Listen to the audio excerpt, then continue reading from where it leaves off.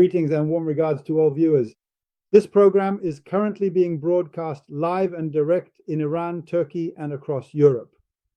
And you can also view the entire live stream on our official network website at www.iranrepublic.wns. Furthermore, conveniently from your mobile phone anywhere in the world, you can watch the Iran Republic TV program live at any given moment of the day. I would like to remind you that this is a test broadcast of the Iran Republic TV. For 1 to 2 months, until all technical and other issues are resolved, this is our roundtable program. What do the Republicans of Iran say? This is the first time it is being broadcast live and via satellite. It was being broadcast live on YouTube, but since yesterday, we have started the satellite broadcast of the Iran Republic TV, and our program is Republicans of Iran. Let me say that every day except for today, which is Saturday, from Sunday to Thursday night, 5 nights a week, it will be broadcast from 9:30 to 10:30 p.m. Tehran time.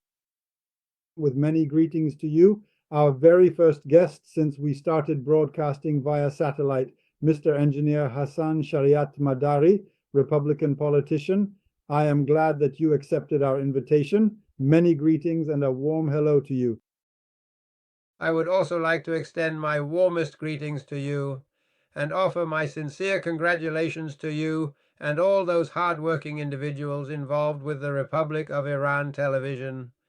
I truly hope that its initial trial period will be completed successfully within a very brief period of time, and that you will eventually master it completely. Friends, in fact, this is our collective media home, and we must all work together to further strengthen and fortify this media home for the future. I ask all Republicans not to hesitate in providing material and moral support to this Republic television, and they should know that this is a great asset that, thanks to the efforts of these friends, has been prepared for the Republicans, and they must appreciate its value and in fact not allow this work to be silenced. We would like to thank you so much for your incredibly thoughtful and positive message. Receiving this is truly encouraging, and it will most certainly be of great help to our entire team. We ask the entire Republican community to criticize us, to point out our shortcomings, and to consider us as your own, and to help us improve. Let's get better together, because nothing is perfect, and we certainly have many shortcomings. Therefore, we welcome all logical feedback. We are all happy, and thank you very, very much for your support. Mr. Mande Sharif, today we are returning once again.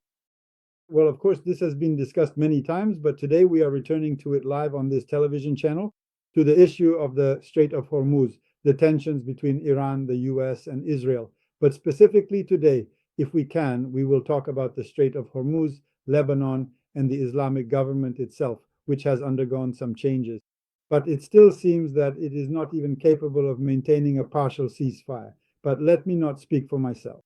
I want to ask you, what are the historical, political, and geopolitical roots of the current conflict in the Strait of Hormuz? And why has this area become one of the main centers of tension between the US and Iran at this moment? The floor is yours. Well, let me tell you that the Strait of Hormuz, since the Safavid era, when the Portuguese occupied it and actually built a fortress there, which still exists today, prompted Shah Abbas to realize that instead of confronting them, he should enter into an alliance, because he simply didn't have a formidable navy to counter them at the time. He decided to acquire a diverse range of modern weaponry from them and even buy a sophisticated weapons factory. He had to send several dedicated battalions of his own forces to undergo rigorous training to learn how to properly use cannons and rifles. In fact, he put them through very intensive training, and in this way he aimed to secure the strategic Strait of Hormuz for his people. He was the first group to realize that controlling the Strait of Hormuz actually meant controlling one of the world's most important international waterways. It was Portugal, of course. At that specific point in history, there was absolutely no oil to be found, but the constant movement of merchant ships, which actually happened all year round, was immense, and the powerful imperialists maintained a remarkably large and dominant navy. During that specific period in history, The future colonizers were actively readying themselves to dominate the vast global oceans, and not long after those events unfolded. In fact, the vast and powerful global maritime fleets of Portugal, Spain, then subsequently the Netherlands, and England successfully conquered the world's vast oceans. From that time, the importance of international waterways, especially the Strait of Hormuz, was clear, and its historical significance has always been important not only for Iran, but for all the countries in that region. It was important for international forces, and for this reason, because of the universal significance of this strait, none of the Iranian governments ever considered making a special claim over the Strait of Hormuz. Instead, they declared it a free waterway. Up until now, this recent claim by the Islamic Republic is new, although from the very beginning of the revolution, Hossein Shariatmadari, this notorious namesake of mine, who has no relation to me, unfortunately, is one of the factors behind the ruin of this country. He insisted that the Strait of Hormuz should be occupied by us, and that in this way we could actually take control of the energy market. And by controlling the energy market in this way, we could fight against the Americans and the Israelis. Of course, during the Gulf War, they tried to do this, but the Americans reacted very strongly. By the Gulf War, I mean the war between Iran and Iraq, which eventually extended to the Gulf. When they tried to close the Persian Gulf, the Americans intervened and shot down an Iranian airplane that was heading to Kuwait, killing over 400 people. Innocent people died, and later the Americans claimed it was a mistake and paid some compensation, but it was clear that it wasn't a mistake. And the reason was to show the Iranians a show of force, so that the Islamic Republic would be deterred from taking control of the Strait of Hormuz. That's exactly what happened, and this project was delayed until quite recently, but during this time the IRGC did not sit idle. They significantly strengthened their navy, built destroyers and submarines within their capabilities, and most importantly, in order to be able to confront American destroyers, on one hand, they strengthened their missiles and drones, and on the other hand, they developed fast attack boats that could approach these large vessels closely, and even if these small naval boats were to be suddenly attacked, each of them, for example, is actually worth significantly less than $100,000. And of course, it is a tragic reality that human life isn't highly valued in Iran. So, with a relatively little financial cost to the regime compared to these massive American destroyers, each of which cost $1 or $2 billion, maybe even more. I don't know the exact figure, but it's several billion at least. And they're stationed there. When we look closely at the reality of the situation, there is a completely unrealistic equation being made between remarkably low-cost, budget-friendly military hardware and these famed, incredibly sophisticated and multi-billion-dollar naval destroyers that we often see in modern warfare. This might make America act more cautiously. These are the kinds of things they've done so far, and now they've really reached a stage where they want to test what they've already done, to see how much they can resist against the American destroyers, the force of the US, and the will of the Americans. It appears that just about 2 or 3 days ago, Iran carried out attacks on 3 separate vessels located within the regional waters, Oman Strait of Hormuz area. And America may have done this before as well. But America's response was incredibly harsh and uncompromising, and in fact, it effectively removed the entire matter from any possibility of further diplomatic discussion. How do you interpret this development once again when viewed specifically within the broader context of modern warfare? Has there been, or are we witnessing, a significant qualitative change shifting from the realm of negotiation to the reality of war? Or in the grand scheme of things, does it not really matter all that much? Over to you for your thoughts. No, not at all. Well, from the beginning in interviews, I used to say that this is actually a ceasefire between two wars. It's a ceasefire that isn't based on complete understanding, because beyond this ceasefire, there are two completely opposing wills at play.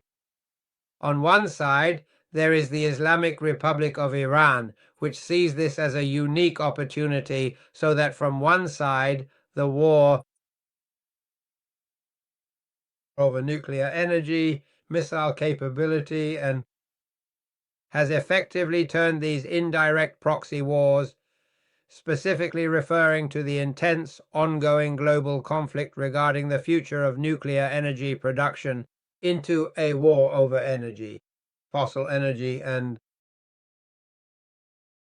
its main corridor in the region has shifted from the center to the periphery, and this is a major strategic change that forced the Americans to move from having the initiative in the war to becoming passive. That is, during the 12-day attack on Iran, the initiative was with the Americans and Israelis. Those three issues I mentioned were being reinforced, but now Iran had the initiative. The Islamic Republic had closed the Strait of Hormuz. The United States of America had completely surrounded Iran in a calculated attempt to systematically destabilize and strategically besiege the nation. As a direct consequence of these actions, Iran's total oil exports had plummeted significantly, dropping to nearly zero, or perhaps only 400,000 to 500,000 barrels per day. To effectively counter and prevent this claim from becoming a permanent reality, a new strategic maritime route had been established through a formal agreement with the neighboring country of Oman. This route passed along the coast of Oman, so ships could pass through freely without paying any fees, and they believed that the ceasefire would make Iran, since it did not want to break the ceasefire, leave this route open.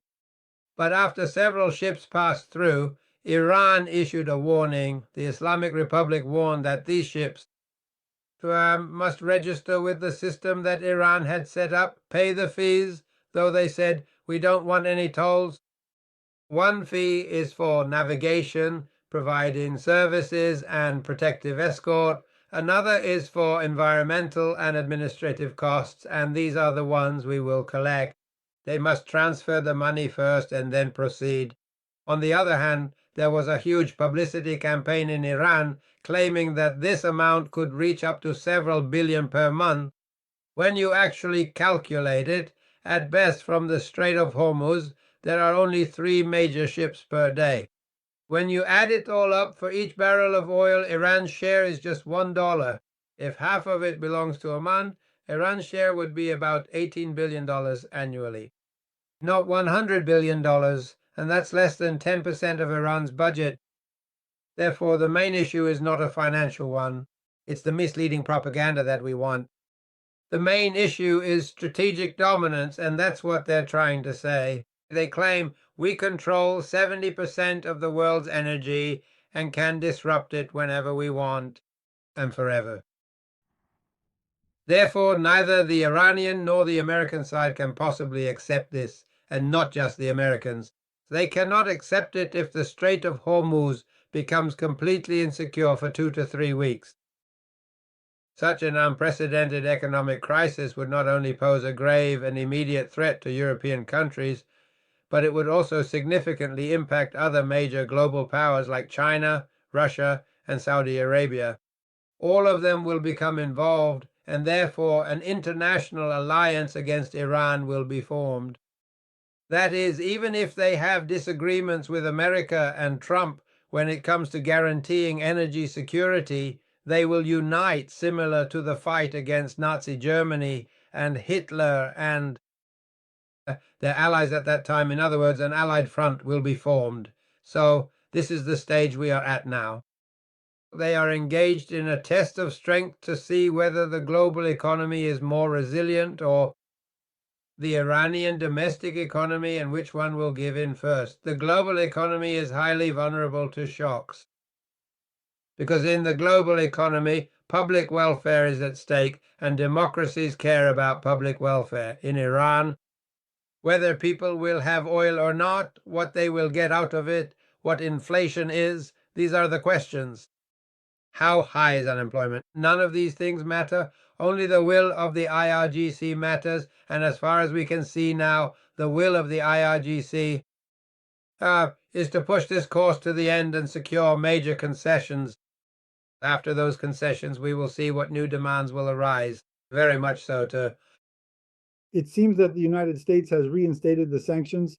Consequently, looking at the broader picture, it seems highly probable that you would find yourself in agreement that they made a critically fundamental and strategic error with these attacks and completely altered the entire geopolitical situation. Now, my second question is this: in a broader perspective, do you see any connection between the events in Lebanon, the Strait of Hormuz, and these other incidents?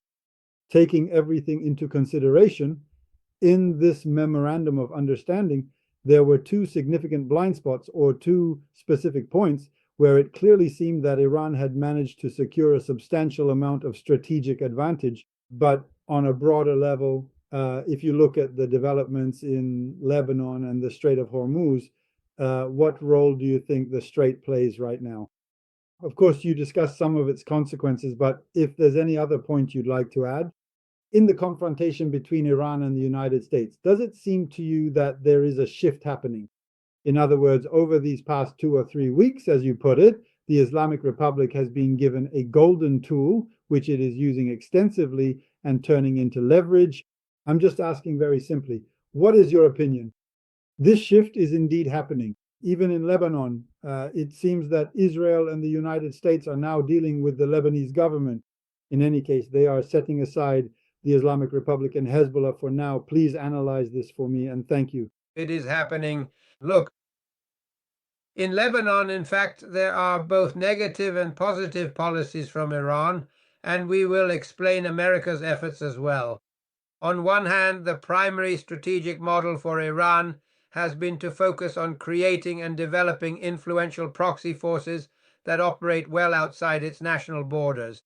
For all the proxy forces, to put it more specifically, Hezbollah in Lebanon is an organization which has a significant presence in parliament, and its other side deeply involved in ongoing armed militia conflicts against Israel.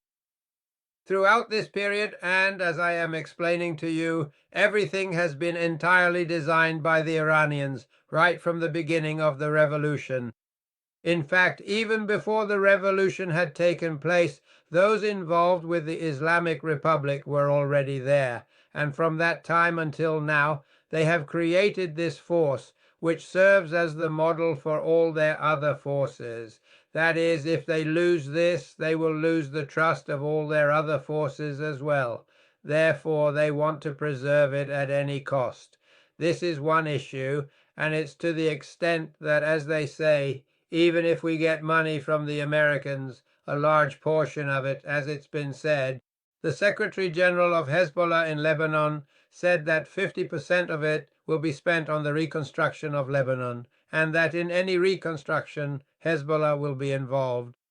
On the other hand, if the United States were to officially recognize Iran's involvement in Lebanon, it would mean that the Americans have accepted Iran as a superpower that, beyond its own borders, has interests and the right to intervene. And this was very important for the IRGC because of the new claims the IRGC is making, saying that we are a superpower that has emerged and the world, the United States and Israel, must recognize us. For the IRGC, the issue was an internal one. The IRGC believes that if this group that had started up and wanted to get closer to the Americans, like Galibaf and Paleshkian and the others, were to succeed, their fate would be like that of Hezbollah and Hashd al-Shabi, where immediately the Americans would impose a model requiring them to hand over their weapons. Either it would be integrated into the army or it would become a civilian force, and this would be the ultimate fate of the IRGC, which currently, in a wartime situation, claims to be a superpower. Therefore, it's clear that it will fight to the end and will not allow this to happen. On the other hand, those who rule the Arab world, their governments, are detested. It's not the actions that Iran takes, but rather the fact that there is a segment of the masses dissatisfied with America and Israel that matters, and this support for Hezbollah, which is right on Israel's doorstep and can carry out diversionary operations against Israel, brings popularity to the Islamic Republic. This is also a means for them to exert influence over all the Muslim forces in the region, which is very valuable to them, even though it doesn't have a direct connection to the Strait of Hormuz. Both of these indicate that on one hand, Iran can control the Middle East. On the other hand, it can control the international economy by disrupting it, and therefore this claim that says, I have become a superpower. If the Americans and the world cannot do anything against them, well, that's something that will gradually gain supporters. Just as the cost that Iran wants, just a few weeks ago, the Europeans were sitting together, and they had agreed that they were willing to pay the cost, to have it divided between Iran and Oman, so that this interference would be resolved and free shipping could resume. So does this claim gradually find people who support it, and does it lead America to a dead end? These are issues that, despite its negotiations, America, just as the IRGC is taking these actions, the other side is also pursuing its own demands in different forms. In other words, neither side is willing to settle for a compromise where they give some concessions and receive some in return. They both just want dominance. And therefore this issue is not solvable, and as far as my knowledge allows, we should expect even more difficult days ahead, unfortunately, in a war that we oppose. We are witnessing it. I think you already answered my next question. I wanted to ask, what are the obstacles in Egypt, each of which has its own complications? In these last remarks we made, and throughout all this time we've been talking, you constantly mention the obstacles of the Islamic Republic, the global economy, and so on. Of course, it seemed that America was coming to a certain limit. But the Islamic government, by tightening its control over the Strait of Hormuz, is exerting pressure, something that, unlike America, restricts shipping freedom. And as you say, some European countries have accepted this.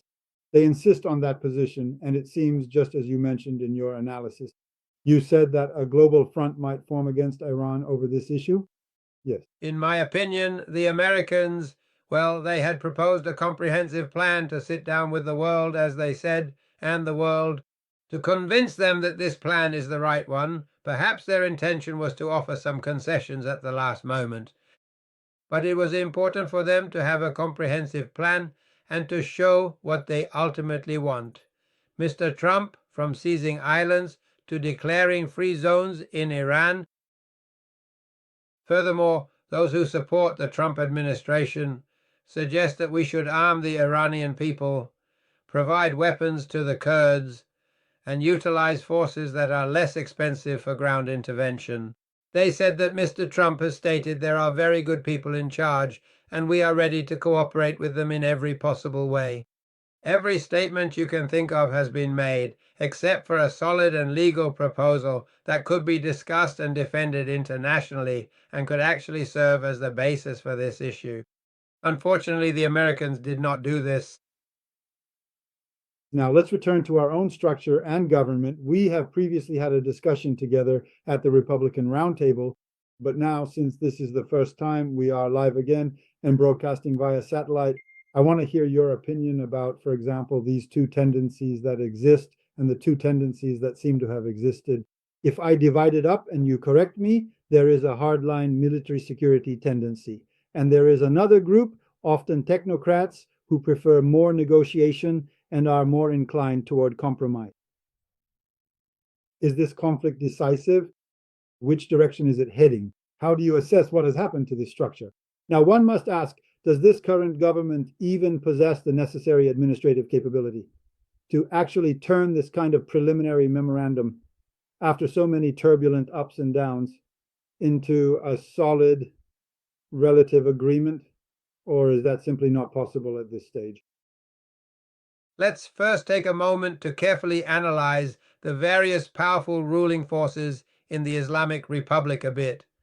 And let's see, from each of their unique perspectives exactly what potential strategic advantages and significant disadvantages this complex issue has for the IRGC. I said it sees its own fate in a government that reconciles with America as either being dissolved into the army or turning into a civilian force, which is completely incompatible with its claims. The clergy in power, whose influence has been diminished by the IRGC.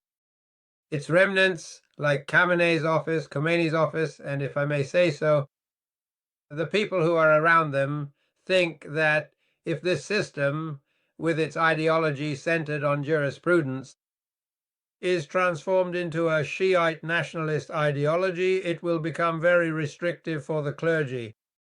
There will be very little room for them, or perhaps no place at all, so they oppose it. These are the ones who are negotiating. In reality, their social base consists of the technocrats of the government and employees who are mostly dissatisfied with the current situation. Therefore, in the final analysis, they become the spokespersons. The IRGC is where the real power currently lies in the ongoing conflict, and these people are forced to repeat the same radical rhetoric as the IRGC, otherwise they will be condemned by them, as you have seen. Mr. Arachi and Mr. Kalibaf, even in this recent explanation, were among those whom the IRGC and Hezbollah forces had incited. So what happened to them shows that they know they can't go beyond a certain limit, given the current stalemate. Their base consists of technocrats and government officials who possess a kind of soft power. But hard power, or hardware-based power, relying on weapons, force, and terror, is less in their hands compared to others. Then